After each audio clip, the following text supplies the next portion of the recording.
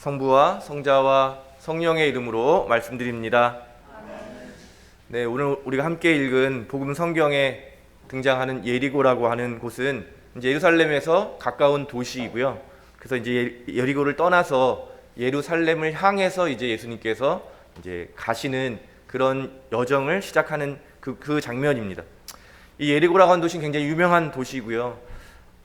조사해 보면 한 10,000년 전부터 도시가 형성됐다 그래요. 그러니까 굉장히 초창기부터 그 지리적으로나 그 지역에서 도시가 생길 만한 곳이었고, 구약 시대에 봐도 여호수아가 가나안 정복 전쟁을 할 때에도 유명한 전투가 일어났던 그런 도시이기도 하고요. 또 그 굉장히 좀 낮은 지역에, 그러니까 해수면 지중해 수면보다, 그러니까 해발이라고 그러잖아요. 해발이 더 낮은 곳에 있고, 예루살렘은 굉장히 좀 높은 곳에 있거든요. 그래서 이 예루살렘에서 예리고로 오는 길이 굉장히 급경사로, 그래서 좀 이렇게 지형이 험하다고 해요. 그래서 강도들이 곧잘 출몰하던 곳이었다고 하는데요. 그래서 누가복음에 예수님께서 선한 사마리아인의 비유를 하실 때 이 예리고로 가는 이 여정 가운데 일어났다고 하는 그런 배경을 가지고 있는 그런 도시입니다. 또 오늘 눈을 뜬 장님의 이름이 바르티메오라고 이렇게 분명히 기록되어 있는데요. 예수님을 만난 수많은 사람들이 다 이름이 기록되어 있지는 않거든요. 그래서 이렇게 이름이 명확하게 기록된 것으로 볼 때, 또 이 이야기의 마지막 부분에 보면 바르티메오가 예수님을 따라갔다라고 하는 것을 볼 때, 아마 계속해서 예수님을 따르는 일행으로 어떤 초대교회의 일원으로서 어떤 신앙생활을 하면서 초대교회에서 많은 역할을 했기 때문에 그의 이름이 널리 알려졌고 성서에까지 이름이 기록됐을 것이다 라고 추측하고 있습니다. 그래서 여러 사람이 예수님을 만났지만 이렇게 이름이 기록된 이런 바르티메오라고 하는 것을 기억하면서 우리의 이름도 하늘의 그런 생명책에 분명히 기록되어 있게 되기를 그런 바라는 마음을 갖게 되었습니다. 저와 여러분의 이름이 그런 생명책에 다 기록되어 있게 되기를 바랍니다. 이제 마르코 복음이 이제 이 본격적인 하이라이트의 이야기가 시작되는데요. 마르코 복음이 처음 어떻게 시작되는지 혹시 기억나시나요? 하나님의 아들 예수 그리스도에 관한 복음의 시작이라고 하면서 마르코 복음이 시작이 되거든요. 굉장한 선언이거든요. 이 복음이라고 하는 말이 그 당시 로마 제국의 황제 또는 황실과 관련된 중요한 일들을 선포할 때 쓰는 단어였다는 거예요. 예를 들면 전쟁에서 승리했다, 또는 새로운 황제가 등극했다, 뭐 이런 말들을 쓸 때 사용하는 단어가 복음이라는 단어라는 것입니다. 그렇기 때문에 마르코는 새로운 시대의 진정한 왕, 또 이 세상을 구원할 그리스도로 예수님을 소개하고 있는 거예요. 그러면서 쭉 예수님의 사역에 대해서 소개하는데, 이렇게 지역이 이렇게 뭐 시간별로 이렇게 잘 연결이 되지가 않아요. 그래서 아마 이렇게 좀 중요한 내용들만을 이렇게 설명하고 있는 것 같습니다. 그런데 이제 예루살렘에 입성하게 되면은 굉장히 이 방법이 바뀌어서 굉장히 자세하게 기술하거든요. 장소, 시간까지도 잘 기록이 되어 있습니다. 그래서 어떻게 보면 이 마르코 복음은 요 상반부에는 예수님의 이런 여러 가지 활동들, 그리고 이 하반부에 순환의 이야기, 두 가지 이야기로 크게 나눌 수 있다, 이렇게 많이 이야기하고 있습니다. 결국 이 예수님께서 예루살렘에 입성하셔서 일주일 동안, 저희도 다 사순절 때 그걸 다 기억하잖아요. 근데 거기에 어떤 일들이 있었는지, 또 어떻게 예수님이 어떤 사건들을 행하시고, 또 결국에는 사람들의 반대에 부딪히고 또 버림을 받고 결국 죽음에까지 이르게 되는지, 그리고 어떻게 부활하셨는지까지가 이제 마르코 복음의 이야기입니다. 이런 전체 마르코 복음의 흐름에서 볼 때 오늘의 이야기는 우리에게 이렇게 이야기하는 거죠. 소경이 이제 눈을 뜨고 예수님을 직접 바라보는 그 시선으로 함께 예루살렘에 입성하는 것처럼 두 눈을 똑바로 뜨고 이제 예수님이 예루살렘에서 하신 놀라운 일들을 잘 보자라고 하는 이제 전체 맥락 속에서는 오늘의 이야기가 그런 의미로 사용되고 있습니다. 지금부터 예루살렘에서 예수님이 하신 일들을 두 눈 똑바로 뜨고 잘 보십시오 라고 우리를 이야기 속으로 초대하고 있는 것이죠. 예수님이 예루살렘에 입성하셔서 성전을 정화하시고 또 율법학자들과 바리새파 사람들과 논쟁을 하시면서 결국 하나님의 뜻을 전했지만 마치 구약의 많은 예언자들이 반대를 당하고 죽임을 당했던 것처럼 그렇게 예수님은 점점 버려지게 되고, 우리가 잘 아는 것처럼 모두가 다 떠나고 제자들마저도 뿔뿔이 흩어져 버린 채 십자가에서 처참하게 돌아가시는 그 일들, 그 사건들을 자세히 묘사하고 있습니다. 그런데 그래서 모든 것이 끝났다고 절망스럽게 생각하는 그 순간에 하나님께서 예수님을 죽음으로부터 다시 일으키셔서 부활의 사건을 만드시고, 이 모든 일들이 우리를 구원하는 놀라운 하나님의 사랑의 사건이 되었다고. 그래서 이 일이야말로 모든 온 세상을 구원하는 구원자의 이야기이고, 이제 예수 그리스도의 순환과 부활로 인해서 새로운 시대가 시작되었다고 마르코는 선언하고 있는 것입니다. 예수님이야말로 진정한 주님이시고 예수님이야말로 진정한 구원자이심을 우리가 모두 목격하고 또 경험할 뿐만 아니라 증언하는 그런 삶으로 복음서는 오늘 우리를 초대하고 있는 것입니다. 이렇게 이 이야기를 통해서 우리가 지금 무엇을 보고 있는지를 한번 점검하면서 우리가 봐야 할 것들에 대한 그런 이야기로 우리를 이끌어가고 있는 것입니다. 오늘 말씀이 우리를 이끄는 것처럼 우리가 다시 한번 예수 그리스도의 구원 사건에 참여하게 되기를 간절히 바랍니다.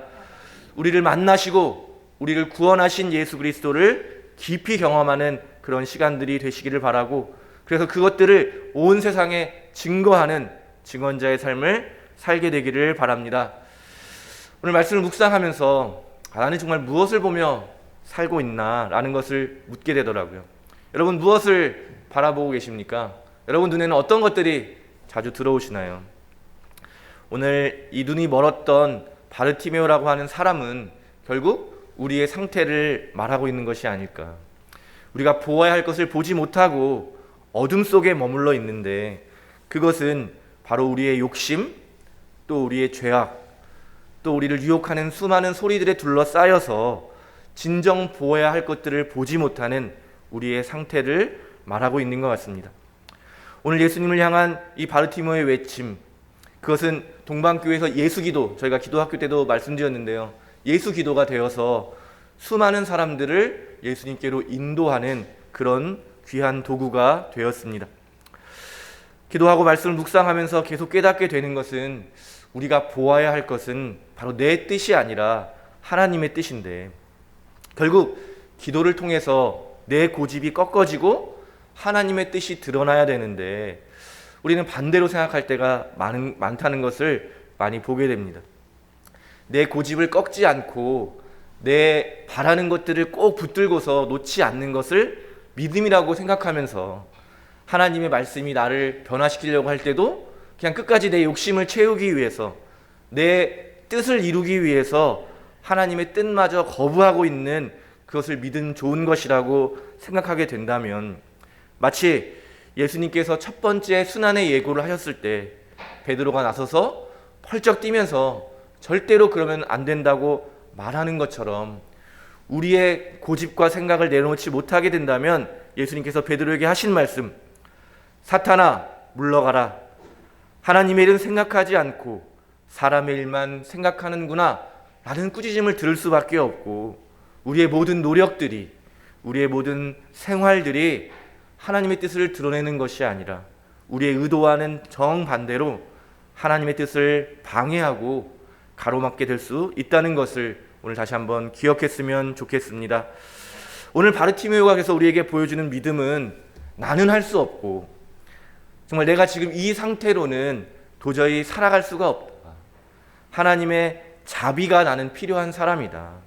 하나님의 은총의 힘으로만 살아갈 수 있는 사람이라고 하는 그 고백이 이 바르티메오의 고백이었다는 것을 우리가 기억했으면 좋겠습니다. 내 뜻을 이루는 것이 중요한 것이 아니라 내 힘이 아닌 하나님의 자비와 은총으로 살아갈 수밖에 없는 존재라고 하는 그 겸손의 자리에 저와 여러분이 있게 되기를 바랍니다.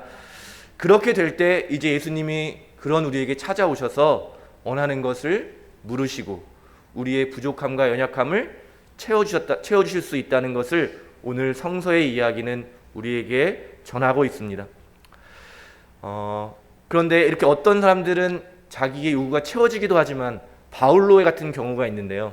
바울로는 잘 아시는 것처럼 모든 것을 다 버리고 정말 주님을 위해서, 정말 교회를 위해서 모든 것을 바쳤는데 스스로 이야기하는 거예요. 자기 어떤 병을 앓고 있었는데 여러 번 하나님께 치유해달라고 간청을 했지만 끝까지 그 병을 고치지 못하거든요. 그러면서 하나님이 들려주시는 말씀은 너는 이미 내 은총을 충분히 받았다. 내 권능은 약한 자 안에서 완전히 드러난다. 그러니까 우리가 하나님의 자비를 구한다고 하는 것은 내가 정말 간절히 원하는 것이 이루어지지 않더라도 이미 우리의 삶에 하나님의 은총과 자비가 충만하다고 하는 고백으로까지 나갈 수 있게 되는 것이죠. 그래서 바울로는 고백하는 거죠. 내가 원했던 것이 있지만 그것을 얻지 못했지만 그러나 하나님의 자비가 이런 나의 상태를 통해서 더 드러나기 때문에 나는 이제 하나님에게 받은 그런 어떤 기적 같은 일들을 자랑하기보다는 나의 연약함, 이 나의 부족함을 계속 자랑할 것입니다. 왜냐하면 이 약점을 통해서 하나님의 자비가 드러나기 때문이라고 고백하는 것입니다. 저와 여러분의 삶에도 우리가 원하는 것을 받지 못한 그 거절을 통해서 하나님의 깊은 뜻에까지도 이룰 수 있는 그런 믿음이 있게 되기를 바랍니다. 우리가 구할 것은 바로 하나님의 자비이고 하나님의 자비는 내 뜻을 이루는 데 사용되는 것이 아니라 하나님의 뜻을 이루는 데 필요한 것들을 우리에게 채워주시는 것입니다. 그래서 우리는 내 뜻을 구하는 그런 기도의 사람이 아니라 하나님의 자비와 하나님의 뜻을 구하는 그런 기도의 사람으로 살아가기를 간절히 바랍니다. 이미 우리에게 충만히 베풀어져 있는 그 자비를 바라보지 않고 그저 아침 안개처럼 해가 뜨면 곧 사라져버릴 그런 헛되고 헛된 것들을 구하는 사람들이 아니라 이미 우리에게 충만히 주어진 그 자비를 바라보고 붙들며 살아가는 그런 지혜로운 사람들이 되기를 바랍니다.